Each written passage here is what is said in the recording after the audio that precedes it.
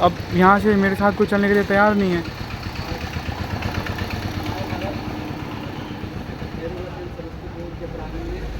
यार एक तो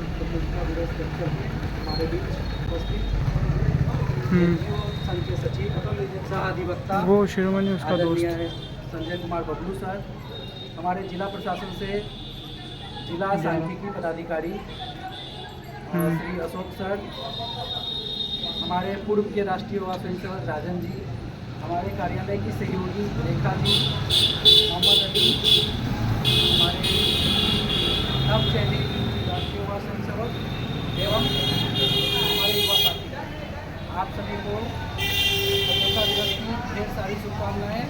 और हर वर्ष की भांति इस बार भी हम लोग स्वतंत्रता दिवस मना रहे हैं और जो भी राष्ट्रीय पर्व मनाते हैं उससे हमें सीख लेना चाहिए। हमें सीख लेते हैं, प्रण लेते हैं कि जो भी महापुरुष हैं उनके रास्ते पे हमें चलना चाहिए, उनसे सीखना चाहिए, उनका बलिदान, उनका संघर्ष और उनका त्याग को याद करना चाहिए और उनके मार्ग पे चलकर हमारे देश, हमारे राष्ट्र के निर्माण में अपनी सहभागिता सुनिश्चित करना चाहिए, अपनी भागीदारी सुनिश्चित करना चाहिए।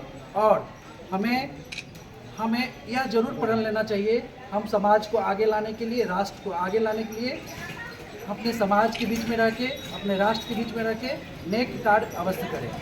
हम अपनी बात यहीं पे ख़त्म करते हैं। हमारे बीच हमारे गार्जियन कुल संजय कुमार बबलू सर हैं, यशो सर हैं, तो आपको संबोधित करें।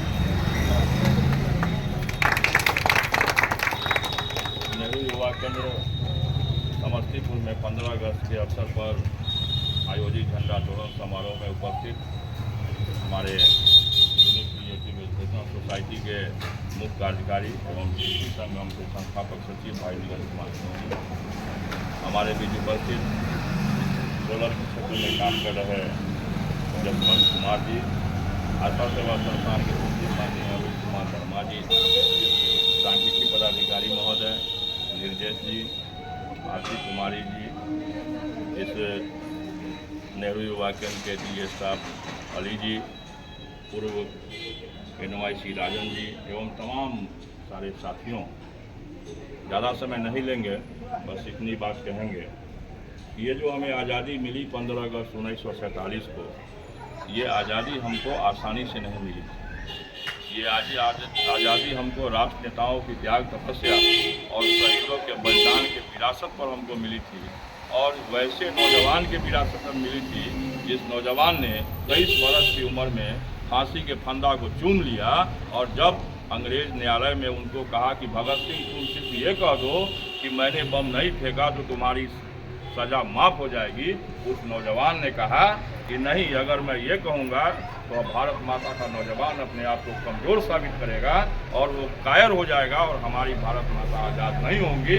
और यदि मैं फांसी के फंदे पर झूल जाऊँगा तो देश का नौजवान उद्वेलित हो जाएगा और हमारी भारत माता आज़ाद हो जाएगी। तो आज़ादी हमें इस विरासत पर मिली। आज हमको बलिदान देने की आवश्यकता नहीं है, लेकिन आवश्यकता है कि विश्व के जितने भी विकसित देश हैं उस देश की तुलना में जो हमारा देश भारत है वो कैसे वहाँ तक पहुँचेगा, कैसे हमारे देश के अंदर में सामाजिक कुरीतियों की समाप्ति होगी, किस तरह से हम विश्व के में जो विश्व गुरु बनने के कगार पे हैं उसमें हम सफल होंगे, उसकी आवश्यकता होगी। नेहरू युवा केंद्र प्रत्येक वर्ष 15 अगस्त मनाता है।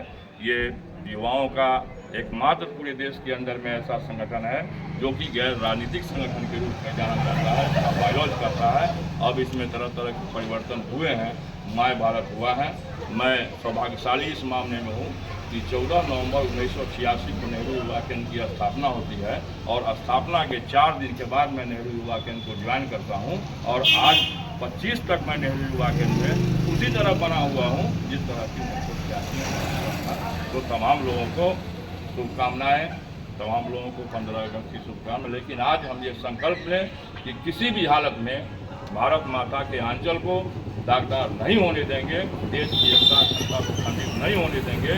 देश में जो भी काली ताकतें हमारे देश, हमारे राष्ट्रीय ध्वज पर नज़र उठाने का काम करेगा, उससे हम लोग जम करके संघर्ष करने और लड़ने का आह्वान करेंगे। जय हिंद, जय भारत, जय युवा।